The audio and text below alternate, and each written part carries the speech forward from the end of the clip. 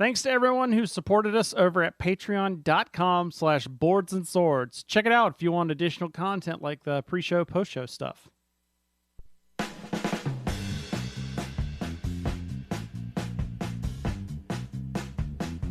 Happy Mother's Day! It is the 9th of May, 2021, and you're listening to Boards and Swords!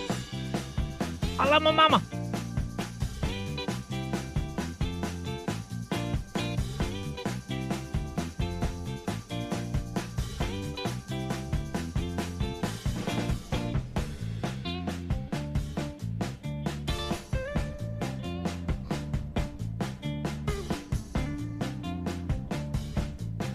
That's right, everyone. Welcome to Boards and Swords. This is a podcast where we have bad jokes, some good folks, and today we're going to have a lot of gaming. I know it's been a little bit of a drought, and we've had, we've had guests that have helped us out, and I know we've talked a lot of video games, but I'm just going to give y'all a heads up.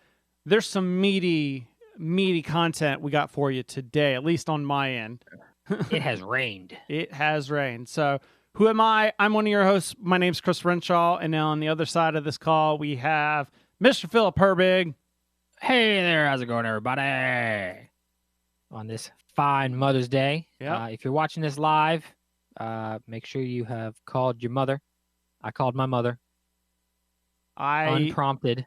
I did, and then once. I have to call her again because she wasn't home to open up her gift.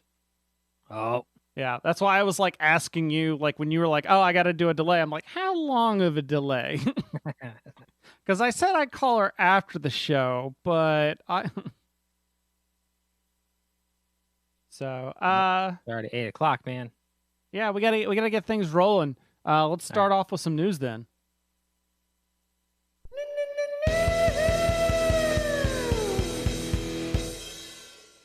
And I just realized with all the stuff we have going up, I forgot to pull up the notes with the jokes.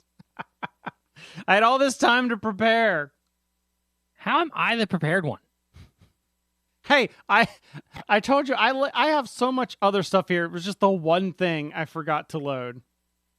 I really wish I could, like, put this in the show notes and just, like, Google Sheets needs a way that I could just, like, hide a cell or hide a comment so that only I can see it. Because then I wouldn't need to do it separately. So, just give me 1 second. I could probably remember it off the top of my head, but I just don't want to have to.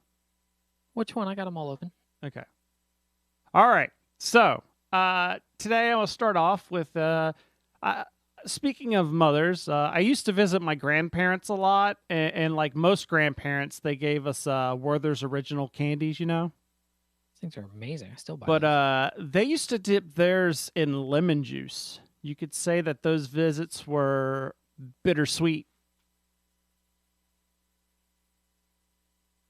I don't even get a da-dum-dum. Okay, that's better than silence. Anyways, our first game we have a Kickstarter first, and this one is bittersweet, and I've got this in here because this is actually from a member of our community here. This is Matthew Hawker. We've had him on the show before. He did that board, the composition with the cats on it. Yeah. So, like you can tell this is in our community because like the first quote on here is from, a little person you might know of, Cindy Pastorius. Well, so. I mean, you can see it in the stream right now. It's bittersweet, a delectably devious game, and you scrolled away from it. Oh yeah.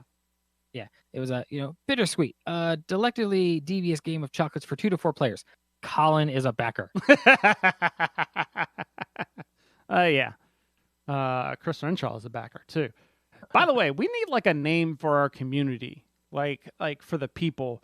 Like, like there's the Secret Cabal has like Kabbalists and like Blue Peg, Pink Peg. They have peg heads, which if you know anything about Undercity of the internet, then that may not necessarily be the greatest of terms. But anyways, it's hard to come up with something for like Boards and Swords. There's not a name that rolls off the tongue.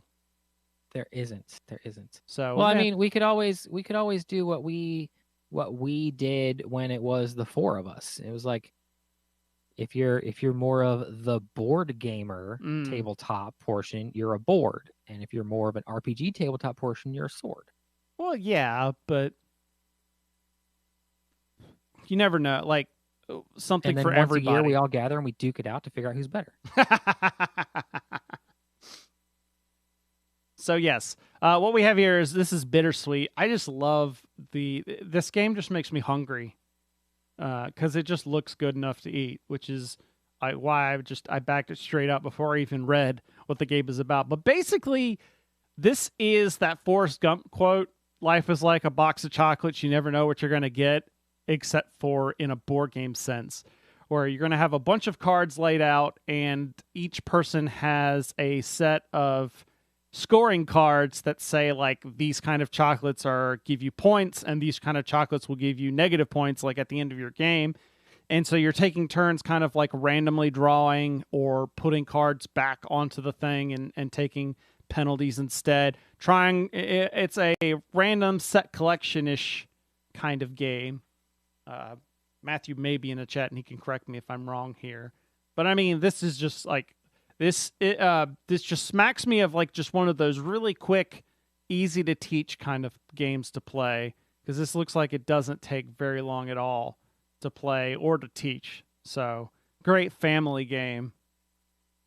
And it's only, let's see, so and it really needs some help, because I mean it's got like 17 days to go, and they're still at 6,288 of 10,000. So they need some of those. I know you people, I've seen, we got stories coming up about all you folks that back those CMON Kickstarters. So empty your pockets out and help someone out in the community. So $25 gets you the game, and it's estimated to come out next year. It looks like March 2022. I didn't even look to see what's higher. I just saw, okay, for multiple copies. Ooh, the fun pack.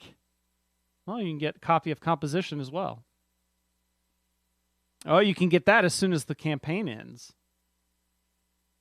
There you go, Philip. Does the fun pack come with a box of chocolates? Is that one of the options? No, but you get a unique Owl Maestro pin, because it's Coup Games. That's his his brand. Here you go, Philip. Pledge $150 or more. You are the chocolatier. They'll draw you or a friend as a chocolatier. Nice. My only request is that we slim me down a little bit. Oh, it's got to be in the same pose as Little Phil. As Little Phil, yeah. Well, we got to slim him down a little bit though. Yeah. But make him out of chocolate. Well, there's the chocolate connoisseur. Is you work with you to create a custom wild chocolate for your specific copy of the game. Oh, for your specific copy of the game. So it's not even for like everybody. It's just your specific copy. Oh, there's only 5 left of those backers. So yeah, this is a really cool game, and it's great to help out some of them smaller creators. You know, the people that actually need to use Kickstarter versus some of the other ones. But let's go ahead and hop to our next story. Philip, I don't know if you know this, but there's a TV network starting back up, but I don't know if they can replicate the energy they had G4. I'm hoping, man. If they can bring back some of the old big names. Yeah, see, that's kind of like to like jumpstart the channel. So if you didn't tell from there, G4 TV and Wizards of the Coast is teaming up to stream D&D Live 2021. So there was teases of this last year, kind of in the summer, about G4 potentially coming back. If you don't know what G4 is, you've been living under a rock. You weren't on the or on TV when in like the late aughts or 2002. whatever. 2002. Yeah. Oh, was it even that early? I went through and read the article. Like 2002 is when it started. Okay, I was thinking more of like 06 to like 08. Oh, when we were paying attention, yeah. Yeah.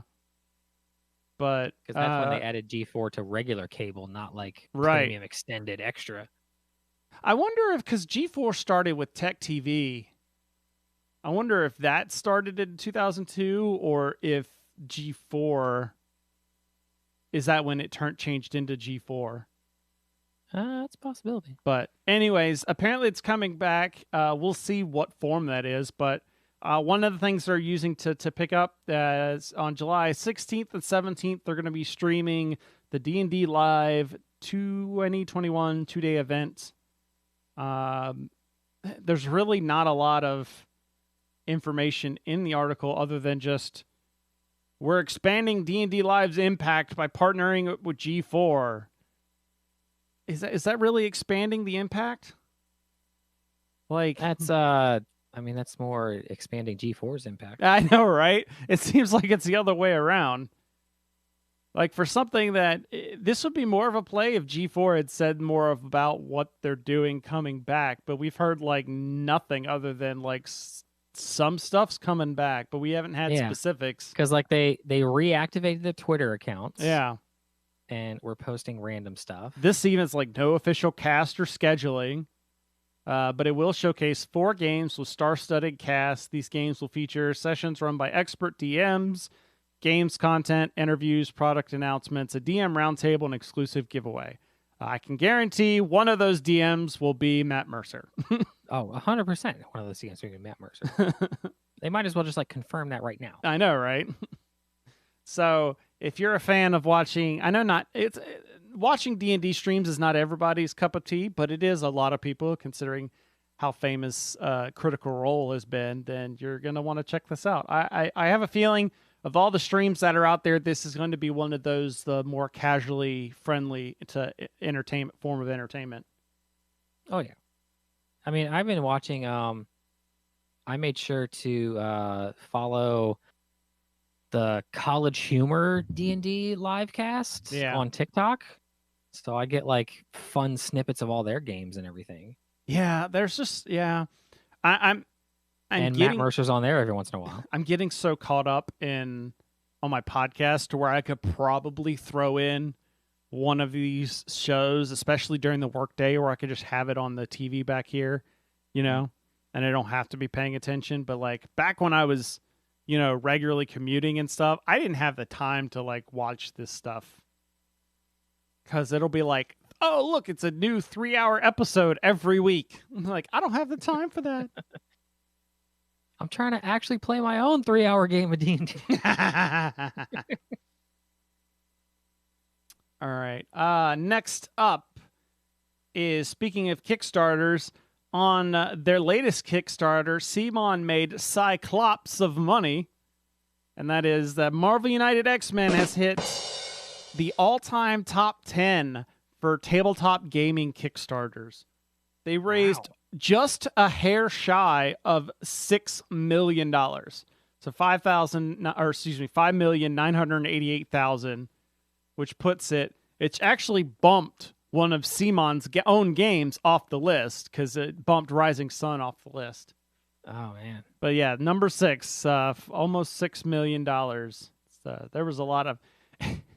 We were having a discussion in our Slack we ended up talking about people that just churn out content which would be funny compared to our topic later today, which I guess I'll go ahead and tease. We are going to be talking about user-generated content in games, but this was specifically talking about companies that are just pumping out minis and expansions and stuff for their games, and it's like, is this feasible? And I'm like, well, CMON literally just earned $6 million doing it, so I'm gonna say yes.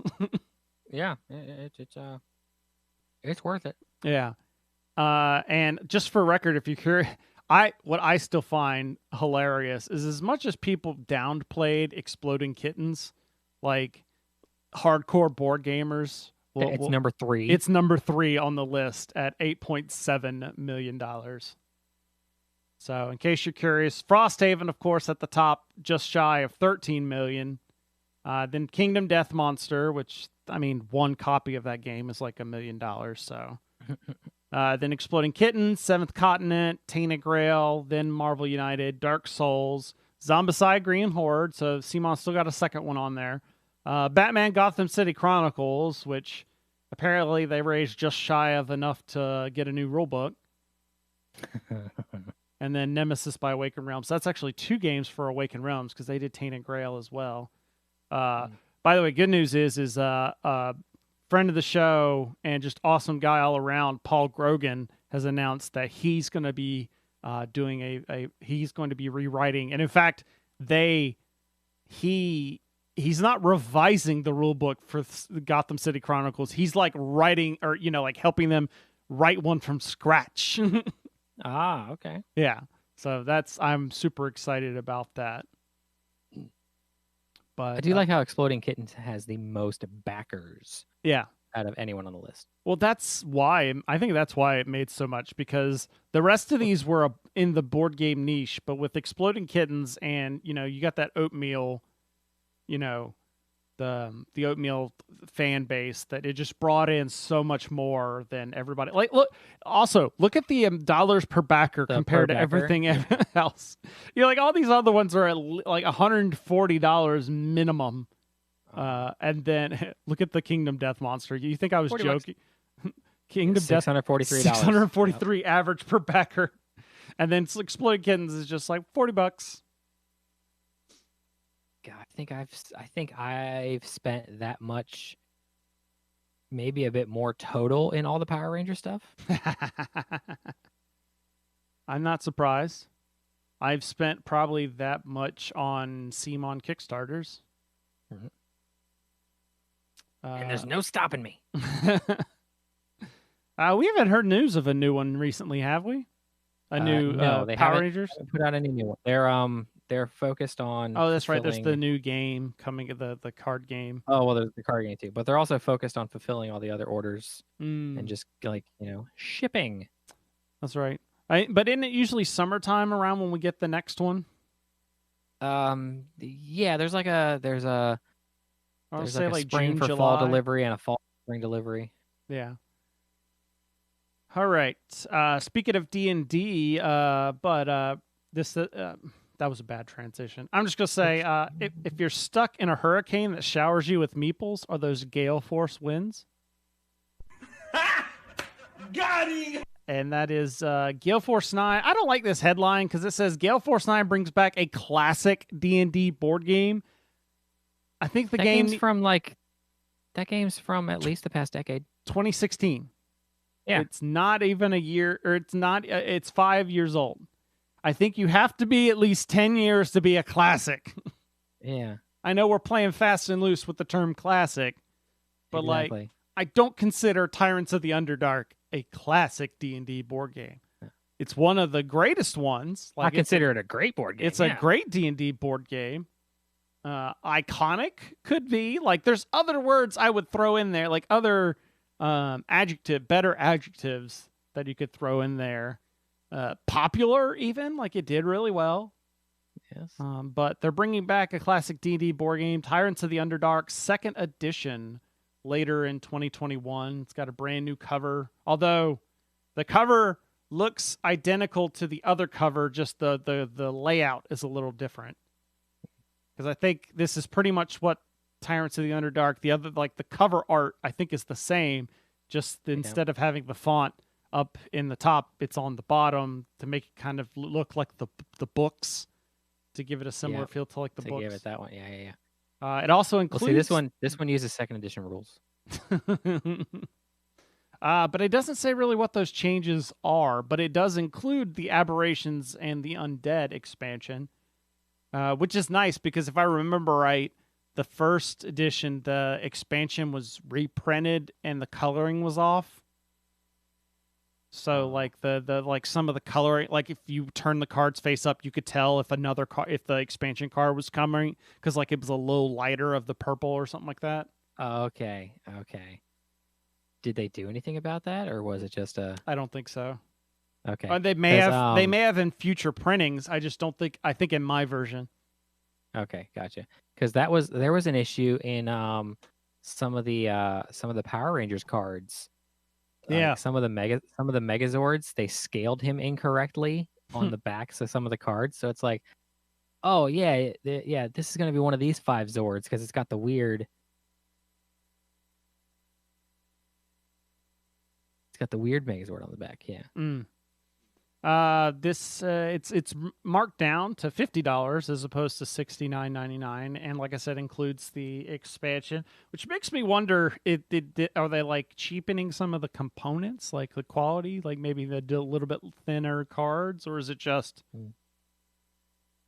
they can make it for a lot cheaper? The other fun fact about this is it's kind of interesting to see this game even exist, because I don't know if y'all remember several months ago, like probably 6 months ago in their news, where we talked about the fact that Gale Force 9 was suing Wizards of the Coast for like failing to for pulling their D&D contract too soon.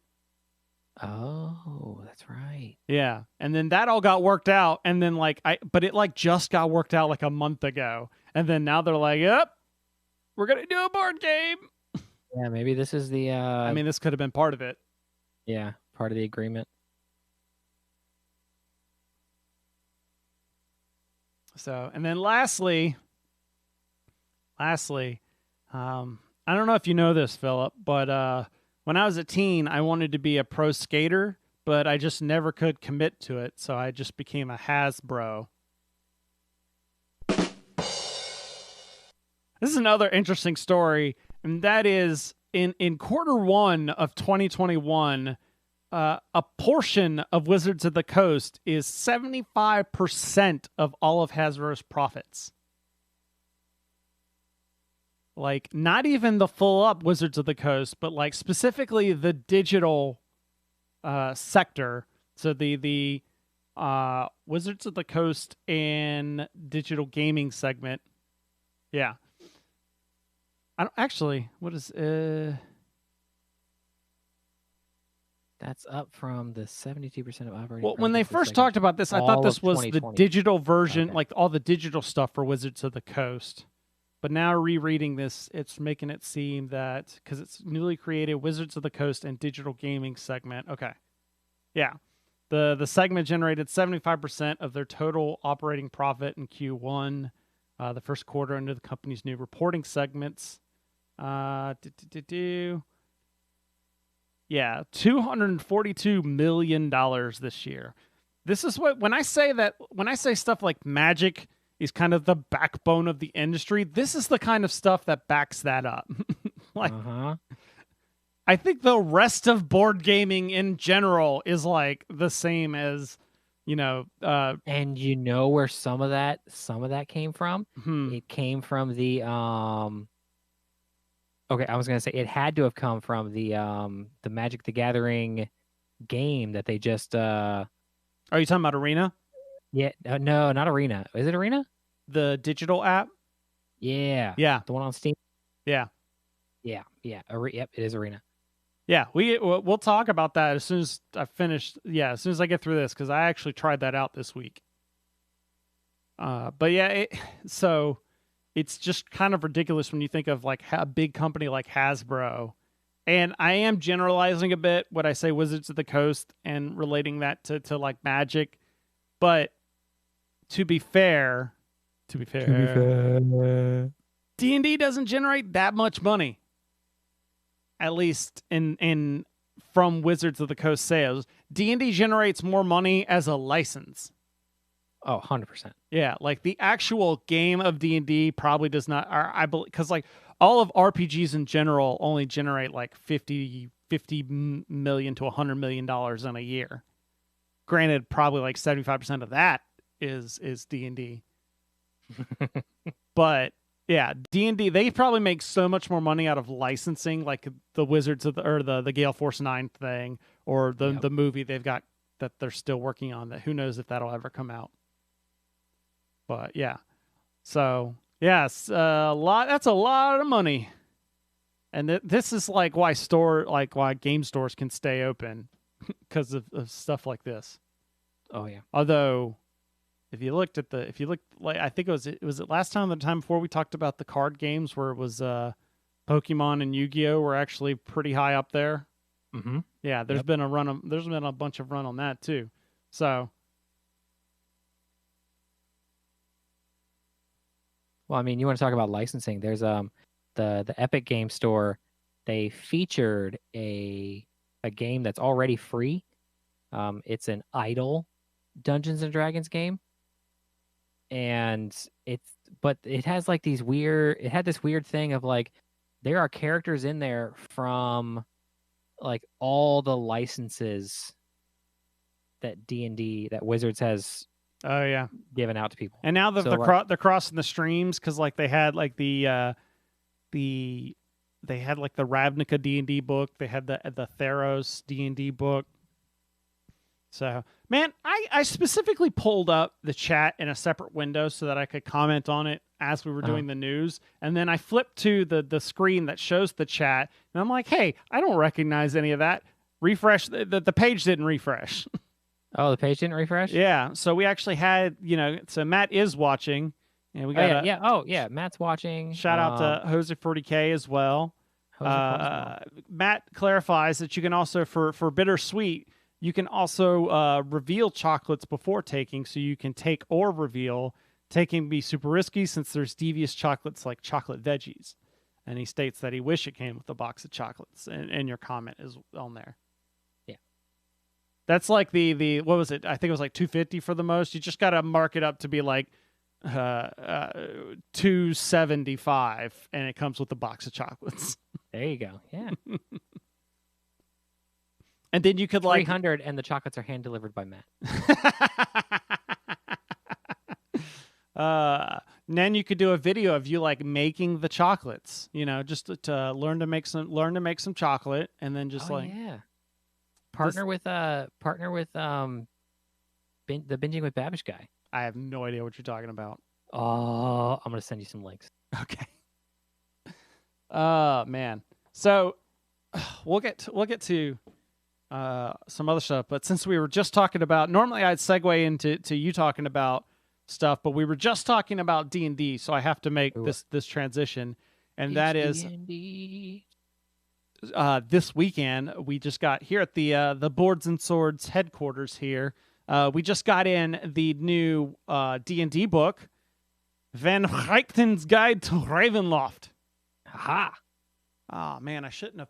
They also gave me the special edition one, but I put the shiny one. Hold on, I gotta grab that because it's cool. Okay.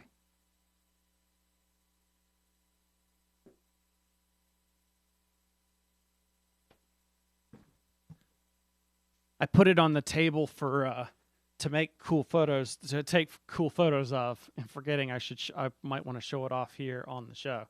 Look at this book. Isn't that is just sexy right there? That's nice. Yeah. With like the scroll work going on the side. Yeah, man. Yeah. So wait. Go to the put the bottom with the ampersand, because did they stylize the D's? Did they stylize the D's into the No, not really. No. That's just, they just got the D&D symbol down there.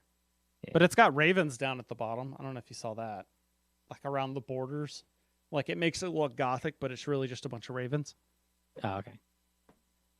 So, I'll be giving that away somehow, but I got to figure out what I'm going to do for a contest. I've got a lot of the special editions still that I have not given away because I'm behind on.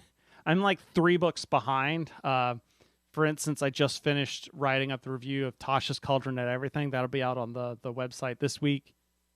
And so that I need to get caught up so that I can churn this out in a reasonable timeline. Hoser says he's getting ready to run his wife and daughters on their first D&D adventure. It's awesome. Nice. My character recommendations are always gnomes. Because they're great. And just gnome barbarians. If it's been a while since you've run a level 1 adventure, just be careful because you can die super easy. You can die super easy. Yeah. Philip, what's your passive perception? So you're dead. So, Philip, the other thing I got in the mail, I just got in the mail yesterday, and so just for comparison, I want to show you something. This is the Ravenloft book we got in. Retails for $50. Okay, that's like the size of it. Then I have this Bama Jamma that is like the size of a college textbook. And this is Tolus. Is that 2 or 3 bookmarks hiding in the top That there? is 3 different bookmarks in there. Sheesh. This sucker retails for $150. And is it a map in the back too? There is a whole pamphlet of stuff. Like there's actually there's a oh, it came loose. There is a whole manila envelope basically oh, wow. full of stuff. There's like a packet of just maps and handouts and such. So this is this Kickstarter was like a little bit over a year ago, but it's Tolus. It's Monty Cook's City by the Spire. This is basically his magnum opus. So when he was designing D&D 3rd edition, this was the campaign that he did with like a lot of the people that ended up helping on 3rd edition / becoming a part of Monty Cook Games. A lot of like Bruce Campbell and those people. Yeah. They made this, and then I want to say I just finished reading the introduction. It was like 2006. I'm going to say he was no longer working at Wizards, and he published this. And actually, there was an episode of Boards and Swords where I interviewed Monty Cook, and he talked about Tolus on there because it was basically Kickstarter before Kickstarter. Because this is 2006, so this is like a couple of years out from, because I think Kickstarter was like 2011-ish.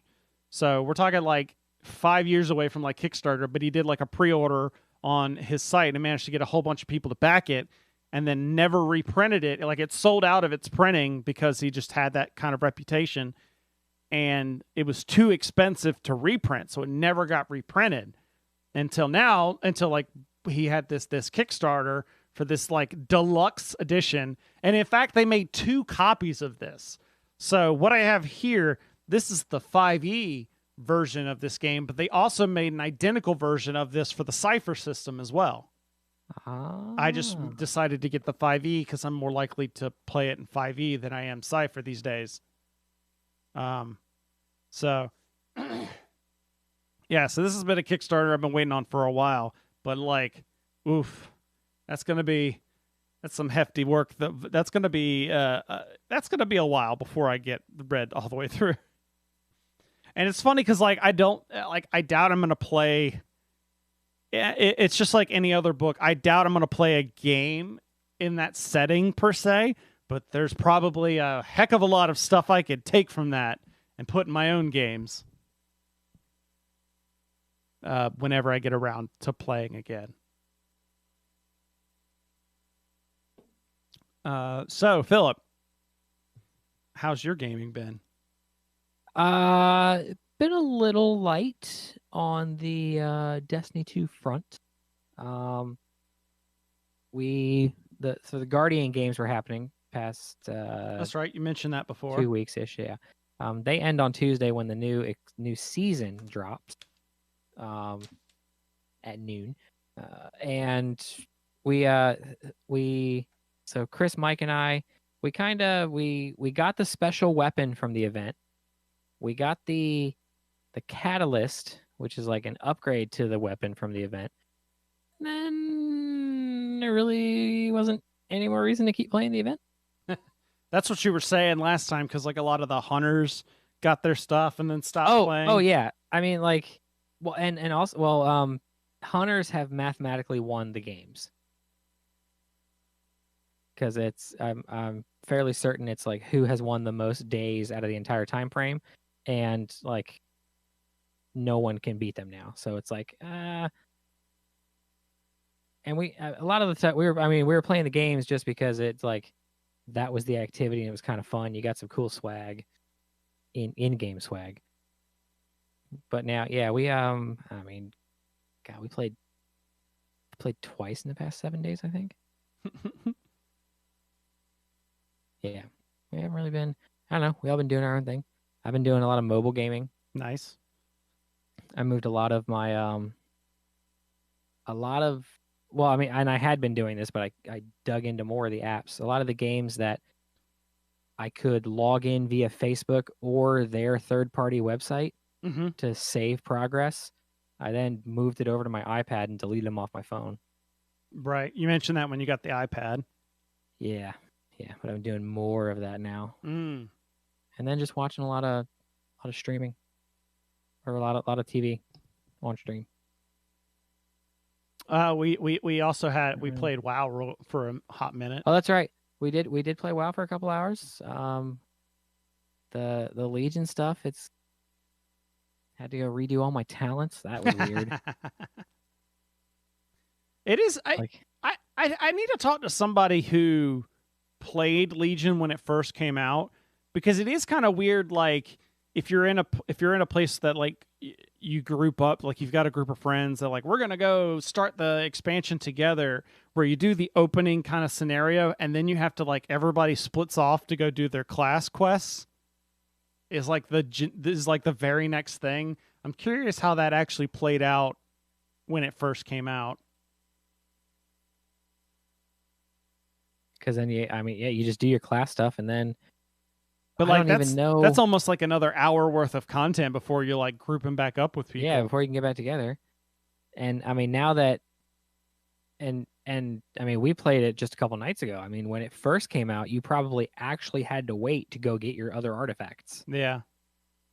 I mean, I ran around, I saw an exclamation point, and I was like, hey, what's this guy want? Oh, I can go get my second artifact already? What the hell? Yeah, I think of the I've also been I've been a little MMO curious, and downloaded Star Wars: The Old Republic, but I'm gonna save that actually for the bonus content, because like I said, we got enough other stuff to talk about. I downloaded that too. Specifically, like I mentioned, so I decided to give MTG Arena a try, and I guess what spurred this on is I was at our local gaming store, and somebody came in and bought like a Magic collector's box or something like that, and it was like $250. Jeez. And I was like, what? So like, I haven't played Magic probably since 2016, 2015.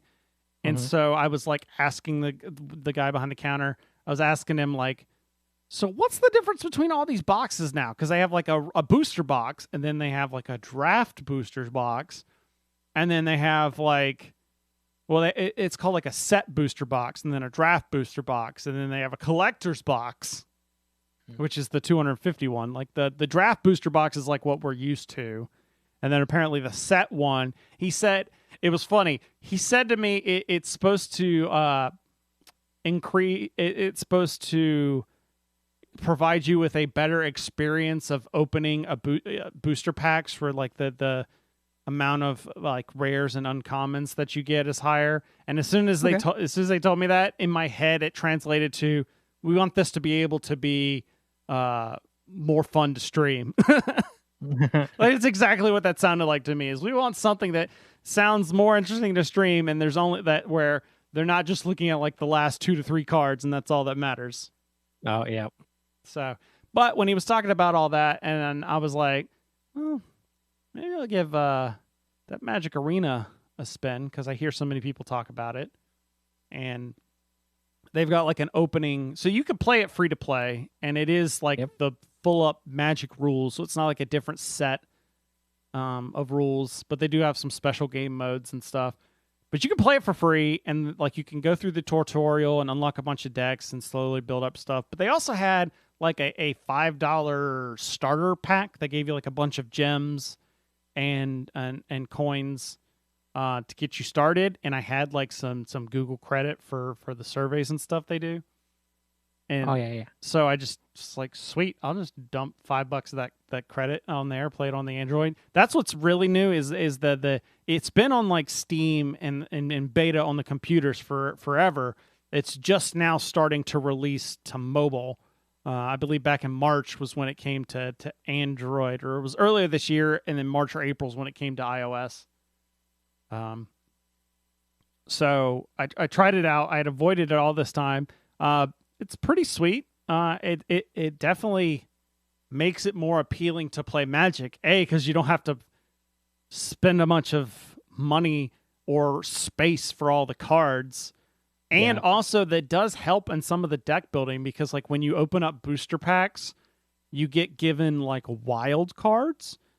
So like the more booster packs you open, the bigger chance of unlocking a wild card, and then you can spend those wild cards to unlock any card within that type. So if you get like an uncommon wild card, you can spend it to create any uncommon card.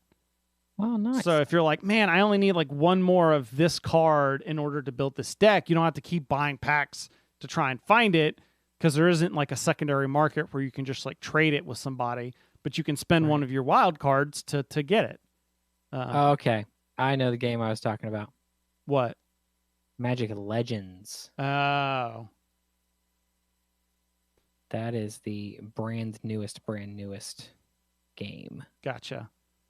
But I will say though, the one recommendation I do have is if people are going to play this game, it will seem it will be easy to because it's only like 1,000 coins. Coins are what you can get through just playing the game and completing quests. Gems you get either by paying for them or winning tournaments.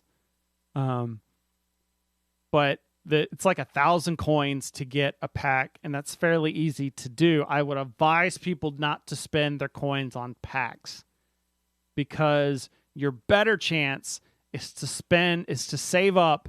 I think it's like 10,000 coins, depending on what level you do it. They have drafts, like you can do drafts in there, and that is a much better way to spend your money, because not only you're getting into a tournament, so you're playing against other people. I think it's only like 7,500 coins for like the quick draft, which is one thing, but then you're walking away with at least 3 booster packs, plus you're getting all the pay, and if you do, depending on the draft and how you do, you be getting bonus stuff on top of that. So it's definitely a better way, and you're getting the experience of playing where, if you do just the random battles, you're stuck with whatever cards you have. Like it's the Hearthstone problem of like, or I mean, it's a classic Magic problem of like standard, but it was one of the big reasons I never really got into Hearthstone of like, yeah, but I haven't spent a bunch of money on this, so I can't really do well. Right. But with these drafts and these sealed tournaments, it's like a regular draft where you have the benefit of you're only got what's in those packs everybody has to deal with. And then at the end of the day, you get to take home whatever packs are like they get added to your collection. Oh, that's good. So I did that. I used the gems I had and tried the draft, which is really cool. The standard draft, the regular draft that they do is kind of fun, except for there's the downside of like whatever in a normal draft of, you got to wait for people to make their selections. So sometimes you get a build up, and then sometimes you've got like 3 packs that have lined up because somebody waited. Because the next guy hasn't. Yeah. So sometimes that's a little bit of a drag. There's a quick draft mode, which is a lot better, where the AI are the other people drafting. And so the AI will pick cards. You don't play against AI. You're playing against actual other people that have done drafts, but it makes that draft process a lot faster. And especially if you're just getting to know all the cards, you're not having to worry so much about time pressure and stuff. You get a chance to actually look through them all a little bit better. But the standard draft is like what normal people, or what you would normally do like a Friday Night Magic, where, okay, you're going to play 3 rounds. Each round is best of 3, and you get prize support based on how well you did. And I actually did fairly well the first time. I went 2-0, and then I got to the 3rd round. I was like, I went 2-0. This is probably going to get me. And sure enough, I got my butt handed to me in the 3rd round. But I managed to get like so decent. I think I ended up getting like 3 or 4 extra booster packs on top of it. Depending, or it's like 2 or 3 or something like that. The quick draft is a little different, but I kind of like it as well, because the quick draft, you do the draft quicker, and then you get thrown into a pool of a bunch of other draft people. And that's the benefit, is once you complete a round, you don't have to sit there. So you don't have to sit there like in a draft and do the entire draft and then all in one sitting. You just have to play your round of games, like and then when that round's over, you get kicked back to the menu screen, and then whenever you want, you can just hit play next round, and it starts up the next round. with that's good. just pulling a person that's also in a draft at the same time. But with the Nice. quick draft, the way the rounds work is it's only one game per round, but you have up to like 7 or so, and once you lose 3 times, you're out. And then you get the longer you stay in, the more the more prizes you get. And I think if like you make it to 5 or 6, you basically earn enough gems and packs that it was free basically to get in. I managed to get to like 3 or 4 on that one, so. But yeah, it's pretty fun, and it's also a great way of like, I don't want to spend a whole bunch of time and energy in Magic, but just I can have it on the tablet. Especially if you're doing a bunch of mobile stuff, I would definitely check it out. Right. But speaking of other things to check out, I need to talk to you about. So I got an email from a company a while back. They were promoting a website called Eldritch Foundry, and it's eldritch-foundry.com. We'll have it in the show notes, hopefully. I got to double check some stuff, but I got to check how the show notes have been working recently. But so this is a website. It's also like there's another one. I think it's like Hero Forge, or there's I think there's another website where you can design your own mini and then hit like purchase, and you can either purchase like the 3D printed STL files so that you can print out the mini yourself, or you can pay like more money and have them print it out and ship it to you. So they sent me this. I want to say unfortunately, this was back in like last summer, and I just wasn't playing in any games. I wasn't playing in any RPGs at all, let alone one where I would need a mini. And so like there was a bunch of stuff here, and I fiddled around with it a lot, but like I didn't have any idea with what to make because I wasn't playing in a game. So it just kind of fell by the wayside. So I finally decided, because I really needed to get on this. I decided to make Sarav. So let me see if I can pull up. All right. Because of the size of the window of the website, let's see if I can. Let's see, does that? All right. Yeah, there you can see it a little bit better. And I got a lot of stuff open on my computer, so that's why it's not exactly moving the greatest. But yeah, eldritch-foundry.com. So you can see here, this is a website. It's got a whole bunch of options. So this isn't just fantasy. There's fantasy, sci-fi, even like a modern day genre type stuff where you can design your own hero, and then send it. So there are options. Let's see, what was it?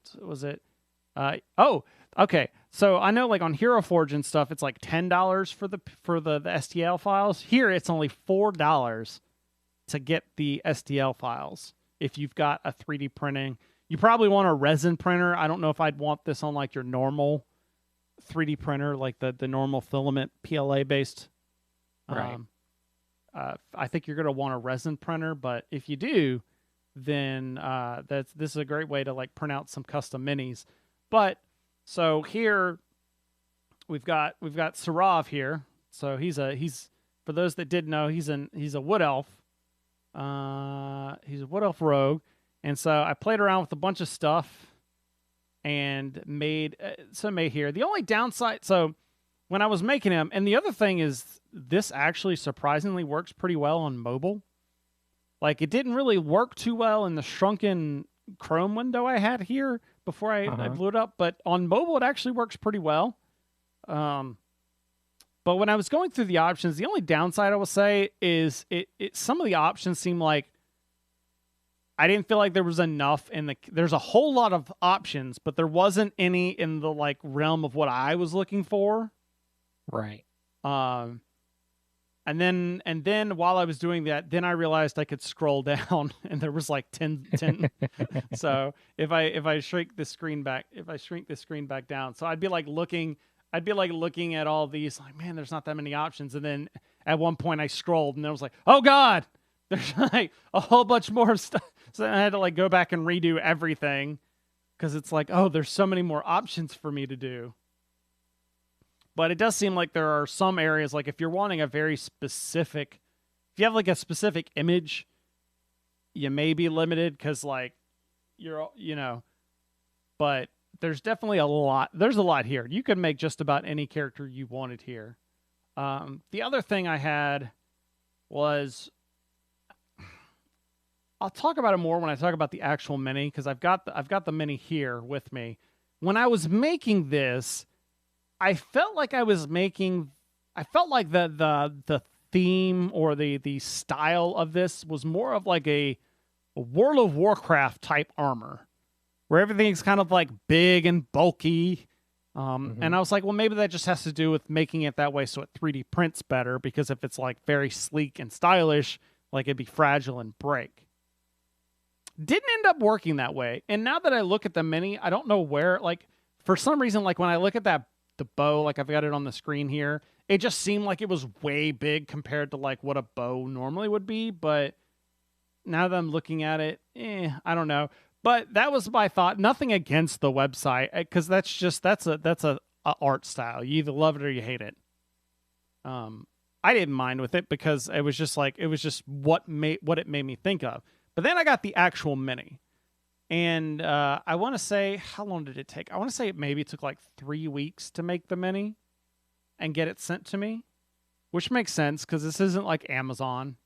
They're custom printing this, so it gets put in like a queue, and then the next time something else comes, or the one printer's free, it frees up, and then they got to package it.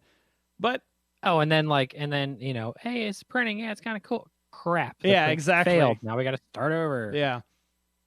So, and plus you've got like, who knows if that may not even be, I mean, we're in COVID times, so is that even a representative for normal, Oh, yeah. Like, is it just because everything's in crunch and we're still dealing with issues with the postal service and that sort of thing?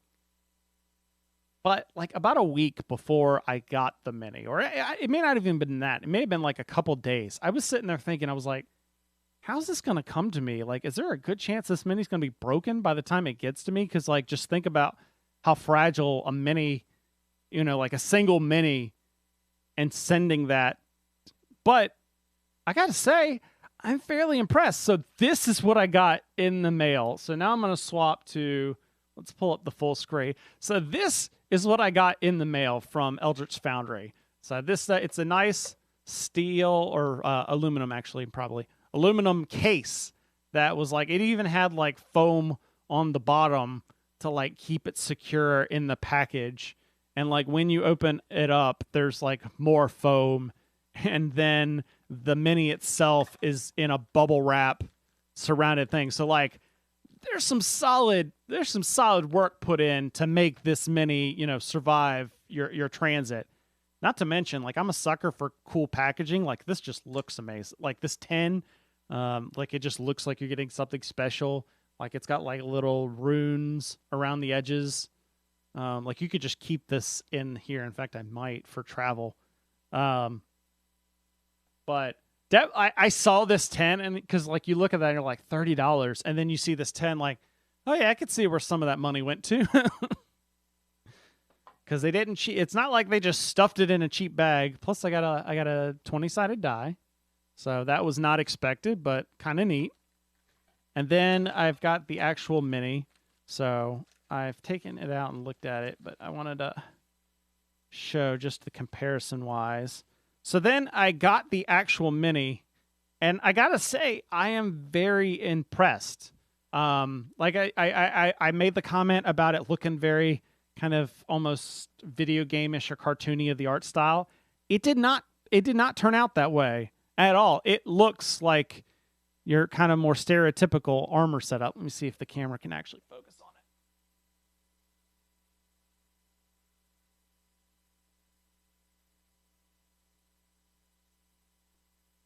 it. No, I can't get the camera to focus, but it did take... Yep.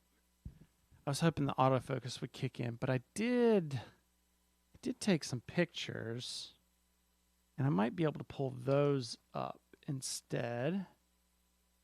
Just got to find them. I took at least a picture.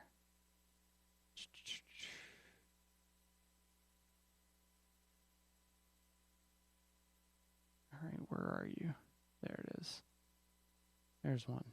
Okay. That showed up pretty well. All right, oops. Here we go. So there you can see on the screen, that's that's a lot better picture than what I could pull up on screen. So you can also, if you could see, depending on how you saw the container, you can see the tin here. You can see the die in the background, and then the mini, and the proportions and the style looks a whole lot different. And then when I go back and look at the actual style, I'm like, okay, I don't know where I was. I guess just because it was blown up so big on the screen for the design, it just made it look that way. Yeah. But when you shrink it down to like an actual mini size, it and this is your standard. What I want to say, like, what is it? 28 millimeters? Is that the? Yeah, I think 28's the. Is it the scale? 34 millimeters. So 34 millimeters, 1-inch scale. Printed supportless at 32 micron layers. So there you go. So again, that's the actual mini. I like it's also kind of cool. Like I'm gonna probably want to paint it, but even is the bow connected at the bottom somewhere? No, it's freestanding. It is freestanding. Okay. Yeah. I was just listening. You said it was printed supportless. Yeah. I'm like, how? Well, I think that's one of the difference between the resin and the. Even resin prints have supports. Yeah.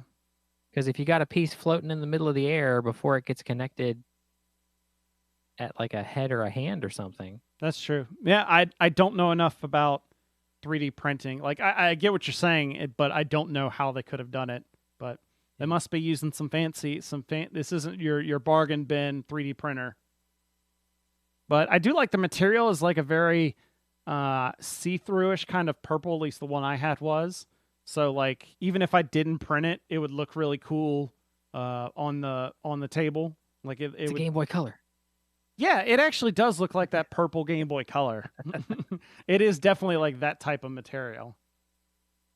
So, Philip, I gave you the website. I should have given it to you earlier, but did you have a chance to look around it at all? What do you think? I was looking around. That's pretty neat, man. I've got an avatar dude with wings just standing in his underwear right now. That's all I've got going on right now. I think I have one more the option to print another mini. We may have to get a Nomeo printed. We may have to get a Nomeo. They didn't have gnomes. Oh, they did? Are you sure? I thought I saw gnomes. When I went to the Heritage, let me see. Avatar, come on. Roll, half orc, Goliath. There's halflings. Or no, there are no gnomes. No. I guess they just consider halfling to be close enough. That's racist.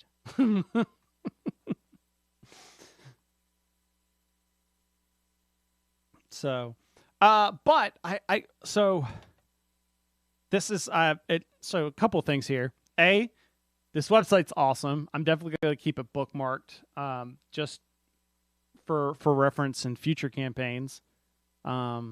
Secondly, as kind of a tribute, I want to make it worthwhile to them as a thank you for sending it to me. I'm going to do a giveaway. I asked them for codes, but I hadn't had a chance to get them back to me. But if they don't, then I'll just fork it out of pocket. I want people to go. I'm going to do a giveaway here. So I want people to go on this website, eldritch-foundry.com, and I want you to make a mini. Whatever character you're designing you're doing, whatever. Try the game. Try the website out. Make a mini of your own, but take a screenshot of the mini, and I want you to send it to me.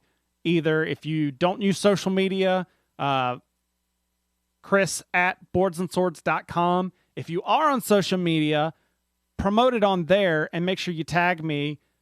At Boards and Swords on Twitter. Post it on the Boards and Swords Facebook page, facebook.com/boardsandswordspod. Instagram would be another great place. Boards and Swords Chris. And then if you can, tag Eldritch Foundry in there too. But make sure you tag both of us. And someone that sends me their mini will get their mini paid for. So I will either if I manage to get codes from them in the next week or so, I'll send you one there. or we may have to work something out where you send me the file and I print it out or something. I think I could gift it that way. Can I do that? Yeah, I think there's like oh yes, there's a send a gift option. So yes, I will gift someone a free mini for checking out this website. So like I said, try out. What was that? So I'm looking at this thing here. One of the poses is like the old man my back hurts pose. Yeah. That was there was some fun on the poses. I definitely could have gone in a couple of different ways with that. Oh yeah. My back hurts. Yeah, man. Yeah, it's not. I don't think it's liking that I've got OBS up here capturing it because it is yeah. It is definitely not. It is because the website was definitely not running this slow when I was doing it before. Either that or it just doesn't like my Mac. Also entirely possible. But yeah, like I said, eldritchfoundry.com. Try it out. Send me a screenshot of your mini. I'll throw them all into a hat. Pick one out, and then I will gift someone their mini. Depending on how many people enter, or if a lot of people come out, then I may end up doing multiples. If you have a 3D printer, let me know, because I may do like a separate one for people that have 3D printers and want to try that. Because that's the other thing is I don't have a 3D printer, so I can't try out that piece. So I might be willing to throw a code for a 3D printed file if someone can print it out and tell me what they think of it. Like someone that's printed minis and can tell, like, oh, the model is done like this, and can give me a critique of it. So, yeah, so screenshot, send it to me on social media, tag me in it, tag Eldritch Foundry in it. Or if you're not using social media, because I know some people in our audience, Beetle. You right there, Chris? Yeah. Sorry, a little something. Let me take a drink here. But what was I talking about? Oh, if you don't use social media, then send it to me, chris@boardsandswords.com. Make sure you mention if you do have a 3D printer as well and are curious about trying this out. But somebody, at least one person, potentially more, we'll see how it goes, will get their mini for free. So, speaking of which, one of the ways that one of the ways I'll be paying for those minis is through our Patreon. Patreon.com/boardsandswords. This I gotta say, like, with the money, it's just been really helpful, just because everything we do, we would still do even if the Patreon was like zero, aside from some of the side benefits and whatnot. Yeah. What the Patreon allows us to do is it just gives us a little bit of extra fudge money to just make things better.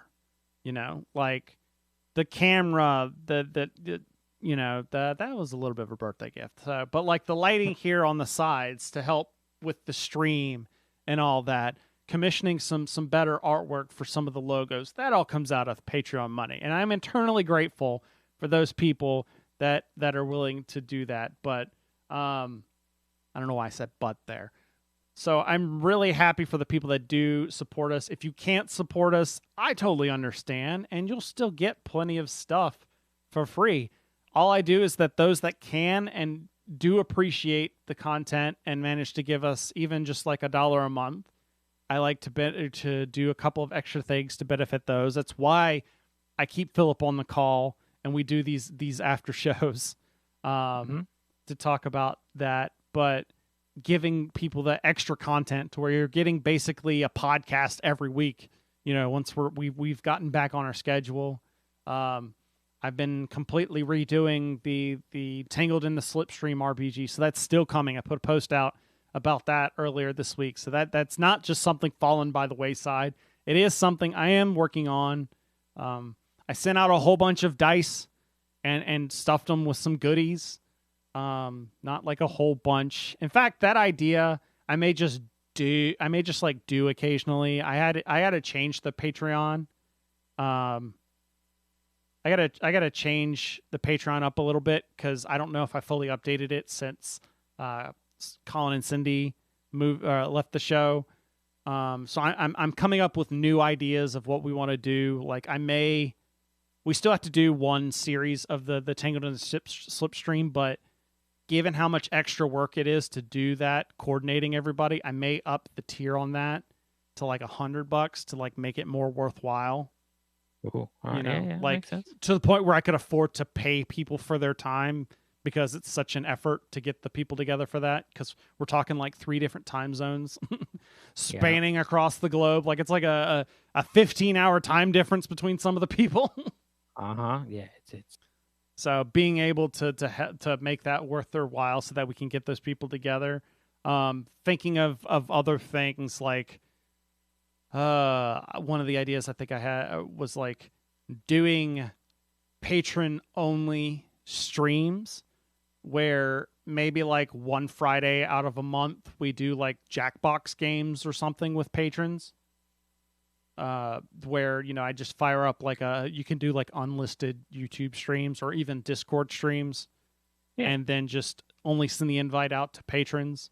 So if any of that stuff sounds interesting to you, then you're going to want to check out patreon.com/boards and swords. And if you're already on there, fantastic. And we enjoy that very much.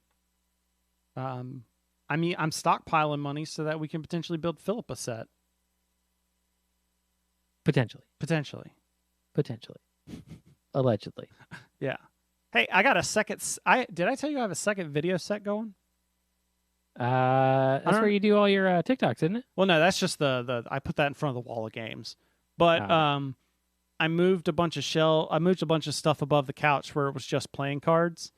And I reorganized it to put some of the action figures on there, and then a couple of some of the stuff that was in the displays behind me here, I moved them out of that so that the cubes were less crowded, and just kind of made like a kind of a couch set. So they'll like anything where we weren't streaming, like maybe we were doing a recorded Q&A kind of session, a more chillax vibe. Right. So that's those are the kinds of things that I'm looking into. But with that, we're going to wrap up the show. And by I say wrap up, just move into our third segment. Holy crap. So one of the things is if you go, I made a shortcut now. If you want to join our Slack, it's boardsandswords.com/Slack. It should work. I tested it, and when I tested it, it worked. So somebody let me know if it doesn't. But over the past couple of months, I've been getting suggestions from people like, oh, this would make a good show topic. Oh, this would make a good show topic. And I had been like stockpiling them. And we're now to the point where I can actually start. I have the mental energy to focus on these. So one of the first ones we got was talking about user-generated content. Now I'm like refreshing chat, make sure that I didn't miss anything.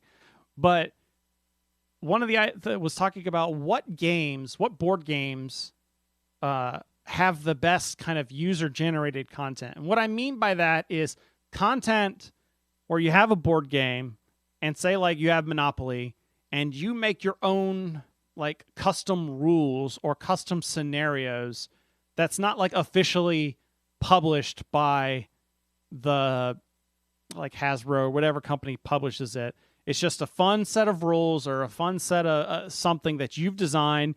Maybe you've put up on like Board Game Geek that carries on the spirit. It just provides additional content for a game you love. And the short answer to this is just about every game has this. If it's got a big enough following, someone has made custom content for the game. Oh yeah, exactly. I mean,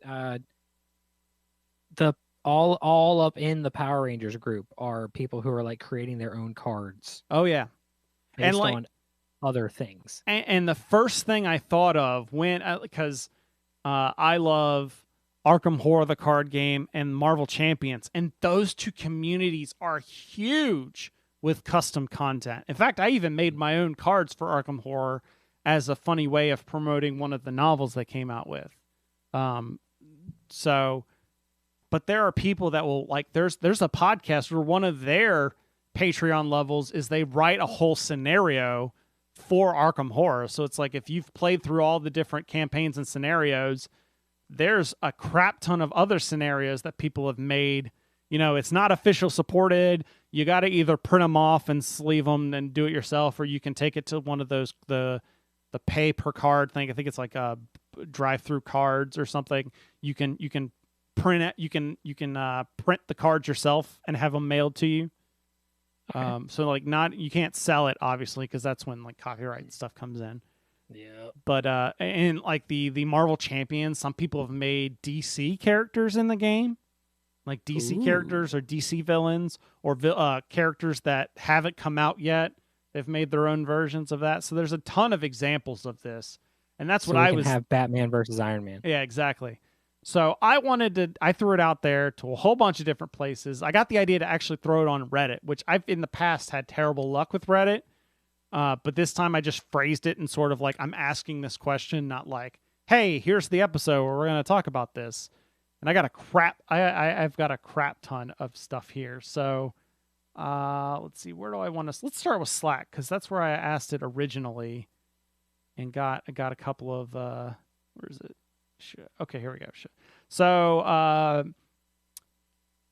Beetle brought up Catan, which this was really funny because I actually, right before I sent this, when I was posting it on Reddit, on the Board Games Reddit, somebody had posted a custom Catan board, because a lot of people make custom Catan boards, but this one looked like it was made out of like the same kind of terrain that you use to like base minis.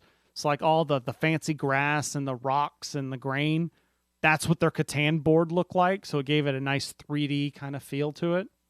All right. He also brought up Hero Quest. The best thing about Hero Quest apparently is all the fan-based expansions. That the Reddit page also, someone else posted about that. Another example is the My Little Scythe started out as an unofficial print and play, where somebody made it as a what if Scythe was My Little Pony, and that way I could play it with my daughter. And then Stonemaier picked it up and we're like, well, we can't do My Little Pony, but we'll just do cutesy woodland creatures. Then like you could go down the rabbit hole of like people make their custom Apples to Apples or Cards Against Humanity. Somebody talk about that. Then when you start talking in like playmats, custom dice, and like boards, like the component type stuff, you get into a whole separate hole that I think that we could cover, like custom components for games. We could go, that could almost be another topic. Yeah. Let's see, over on Twitter, I got another couple of examples. So solo playthroughs mentioned the Arkham LCG Reddit talking about that. Somebody else brought up the Ashes Rise of the Phoenix Born. So when the game first died, there was actually a plan for people to bring it back called it was like Project Phoenix or something like that, where they designed their own cards. And Netrunner, there's another big community that does this, where Netrunner, there's a group called Nisai that they've designed sets and expansions, like full up, like the amount of people that are involved in this are like the kinds of people that would be in like Fantasy Flight, but they've gotten custom artwork done and play tested it and all sorts of, they've even got new starter sets. They're not like official products that you can buy like on Fantasy Flight's store. You just go to like Project Nisai and you can download the cards. I think you can either pay. They have like a link to where you can print them, like pay and get them printed and sent to you. Or I think you could just pay to get the PDF or something like that. I haven't looked into it because that's a whole another rabbit hole. But that was another one when we were talking about Ashes and Netrunner, where the user-generated content has actually helped keep those games alive, even though the official companies have backed off. Now, granted, in Ash's case, the company came back and, ended up bringing the game back, but, not every game gets that. Right. But then I posted on Reddit, and I just got a crap ton of suggestions from here. Like, if you can see up on the screen, it just goes. So, like, we have Heroescapes mentioned. Somebody threw out Seven Wonders. Like, I didn't know Seven Wonders. So, in case you don't know, Seven Wonders is just kind of like, it was one of the first games to incorporate drafting in it, where you would like get a bunch of cards, take a card, pass it, and then kind of keep going. So think like the draft round of Terraforming Mars, but building a game mostly around that. Mm-hmm. But also, speaking of which, Terraforming Mars was listed a couple of times, which I could see that, especially if somebody made like new maps or something. Right. Robinson Crusoe was thrown out there. Somebody mentioned so Star Trek: The Dice Game, which I'm surprised you didn't know about this. There's some people that have made graphical updates to the game, I guess because it's been a while since the game was officially made. Some people are so dedicated that they relaunched the game, creating their own IP for it, so that, you know, taking the Star Trek IP out, but making it Star Trek, but not legally distinct. And then kickstarting that under, so it looks like they said it might be Astroforce. I tried to get the link, but let's see, Horrified was mentioned a couple times. People talk about, so Ticket to Ride, fan favorite for Colin and Cindy. People were talking about have some great fan-made maps, and then I joked that, like, wait, there are maps that they haven't officially made yet? It didn't get brought up on here, but when some people were talking about it, I thought about Gloomhaven gets a lot of, like, fan-made scenarios, because that game, it's really easy because, you know, you just have a bunch of the minis and tiles, and it's like, we'll just take this tile and this tile and this tile, put it together, put these baddies out, and then here's the story for it. Ethnos, for a funny reason. So I don't know if you remember this. Ethnos was a game we played at the CMON Expo we did, and it was kind of an ugly-looking game. And but some people said that the art and aesthetic direction are so bad, yet gameplay so solid that it has spawned many high-quality rethemes. We're like, we don't like the artwork, but the game's legit, so we're just gonna make our own artwork. There you go. That's always fun. And then somebody else brought up the Looney Labs Pyramid Arcade. So Looney Labs are the people that make like Flux, and there was basically, it was kind of like a jumbo. I don't know what's the right word here. It's like a free-for-all set of these pyramids that are just like different sizes and different colored pyramids. I should probably try and bring it up, but and it came with like it was one of those. Imagine like when you see one of those books of card games that just comes with a deck of cards, and then it's like Hoyle's Book of Card Games. Okay, yeah. So it's like that, where it's like, here's some components, and then here's some rules on how to use those components to play a game. So let me see if I can find the Looney.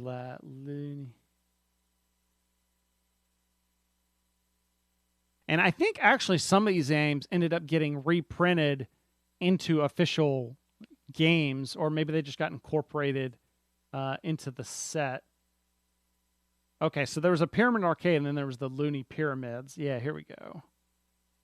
So, yeah, it's just a bunch of different pyramids and different sizes, and then it just came with a handbook that was like, here's some example games that you could play with these components. And the people took that, like, well, I'm gonna make my own game. What if you did this with the pyramids? So some really cool stuff there. Did I miss any of the big ones? Zaya, which is basically like I think of like a Firefly type board game, except for like you could kind of like a little bit more open kind of Firefly board game, where it's like, what do you want to do? Okay, go do it. Quest for El Dorado, Cosmic Encounter, because it's been around for like 30 plus years. Yeah. Age of Steam is another one that's been around forever, and it's another one that people, think of like Ticket to Ride, where it's just like, I want a new map. I'm tired of playing on this map. I want to play on this. I want to play on the train system near me, so people make maps. And then Unmatched, of course, because think like Marvel Champions and stuff. People like the system, and they want to play with whatever favorite character they want to play with. So I imagine there's like a Batman version of Unmatched that somebody's made, so they could do Batman versus Bigfoot.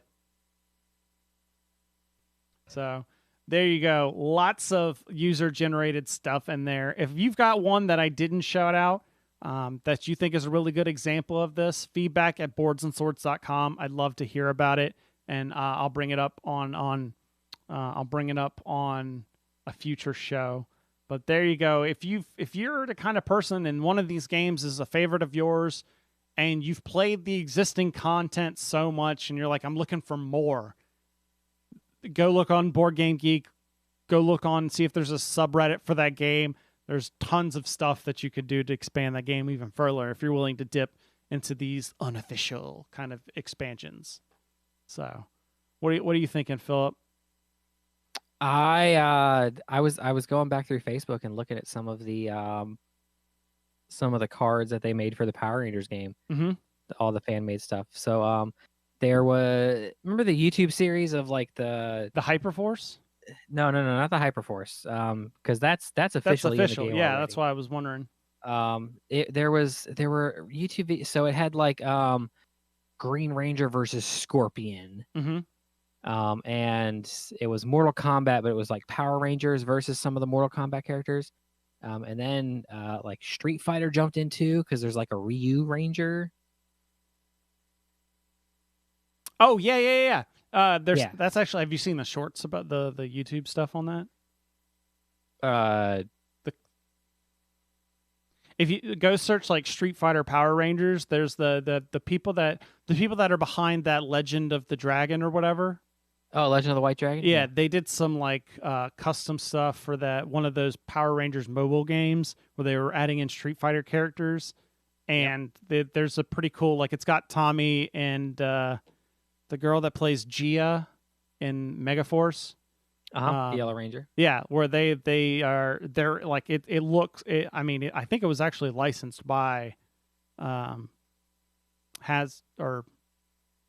Saban. does Saban. Yeah, there we go. I was gonna say Hasbro or something. I can't remember. I think Hasbro actually has the license now. Yeah, but yeah, it was like officially commissioned, and it looks really cool, especially if you want some like sweet non-cheesy versions of what Power Rangers could be like. Yeah. So there's actually the creators at Renegade. They keep talking with the community about like, hey, this fan generated stuff is cool. You should kind of calm down on it a little bit, and like because it's really when they're going and they're custom creating like Ranger teams that just aren't in the game yet. Right. So it's like, hey, you're going to have like this custom thing and you're going to put it out there. And then all of a sudden we're going to come out with something that kind of looks the same and someone's going to yell at us. So we need you guys to chill. But like they've gone through and done. So I found myself spiraling down Power Rangers TikTok a couple nights ago. There's some good ones. But it wasn't like American Power Rangers TikTok. It was Super Sentai TikTok. So seeing all that stuff, like, oh god, seeing the Turbo Rangers, bro, Red Ranger is in a go-kart driving down the road, and then Blue Centurion pulls him over for speeding because they legitimately are traffic enforcement Power Rangers. Nice. By the way, I will say, because I know you're a huge fan of Power Rangers, there's a Netflix series called The Toys That Made Us. And I am aware of it. Okay. And I need to sit down and just like find those episodes. There's a Power Rangers episode you should go watch. It's really entertaining. That talks about how hard it was for Saban to get that brought over. And there was actually a couple of tries that he tried to do that failed, and then it just like hit, and then just kind of a lot of the process behind what it took to get that over here. The Star Wars one's really good too. Those are about the only two I've seen. I think the first episode is Star Wars and just that whole licensing fiasco. Yeah. One of the big things the community is making is a Kamen Rider, which is a similar-ish show. I think it's another Japanese show that's like that same style. Yeah. You know. And I think they've had crossover episodes between Kamen Rider and Super Sentai. Right. So that's all, yeah. And Beetleborgs. God, remember that show? I remember I wasn't a fan. I mean, I never really watched it. I'm not a fan saying like I don't hate it, but I just never got into it. Oh yeah, it came on before Power Rangers, so that was like, I mean, I enjoyed it, but like you had to watch that and then Power Rangers came on. Right. Yeah, so I mean, there is a lot of cool fan stuff that's out there. I haven't, I mean, I haven't looked. God, Ascendancy is in a box in my storage unit, so I could clean up this place. And to be honest with you, most of all the Power Ranger stuff is in there too. Nice. Like all just nice and secured. I get to see it at work every day. I can walk by it and touch it. You just got to put a table in there and then. Right? I've got a big enough storage unit. I could just put a table in there. And then I thought about that when you guys started your storage thing. I'm like, could I just like put a bunch of games and like a carpet and a table? As long as you're out by 10 o'clock. All right. I mean, the stipulations say you can't live in the unit. It doesn't say you can't like hang out inside your unit for a couple hours. Well, speaking of 10 o'clock, we're getting close to there ourselves, so we need to wrap this up. Pumpkins. So, also speaking of fan-generated content, remember, eldritchfoundry.com. Send me your created minis. Screenshot them. Send them to me. Somebody's going to get theirs for free. That's going to wrap up this week's episode, everybody. We hope you enjoyed watching us, listening to us, however you absorb this content. If you like this show, you got to check out boardsandswords.com. It's got the schedule for the live cast. It also has links to our other show, The Dirtbags of Holding. That's where you can listen to us play all these great RPGs, and we completely mess with our DMs on purpose, just to see how bad we can break the games. If you like this, I already said that part. You can email us comments and questions, feedback@boardsandswords.com. You can also use that email for sending me your screenshots. They go to the same mailbox. Chris@boardsandswords.com, feedback@boardsandswords.com. For social media, facebook.com/boardsandswordspod. Boards and Swords on Twitter. Boards and Swords Chris on Instagram. Or on TikTok. Boards and Swords on there too. Any place I could get Boards and Swords, I've just been trying to do that. But some places it's hard. You can find me on Twitter as Phil the Dirtbag. This podcast is also a part of Punchboard Media. For other great podcasts, go check out punchboardmedia.com. And thank you again for listening. Make sure you go check out patreon.com/boardsandswords to help support the show. And we will be back 2 weeks with a new show. In the meantime, remember that every gamer has a story, and I want you to tell me one through your mini. So tell me a story with that mini. I'm a tree.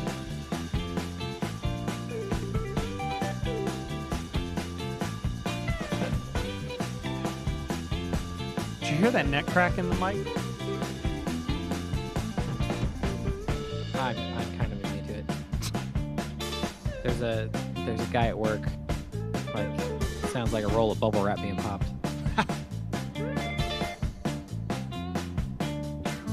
It's like me and my ankles. I can't walk without them popping. Good night, everybody. You ain't got to go home, but you can't stay here.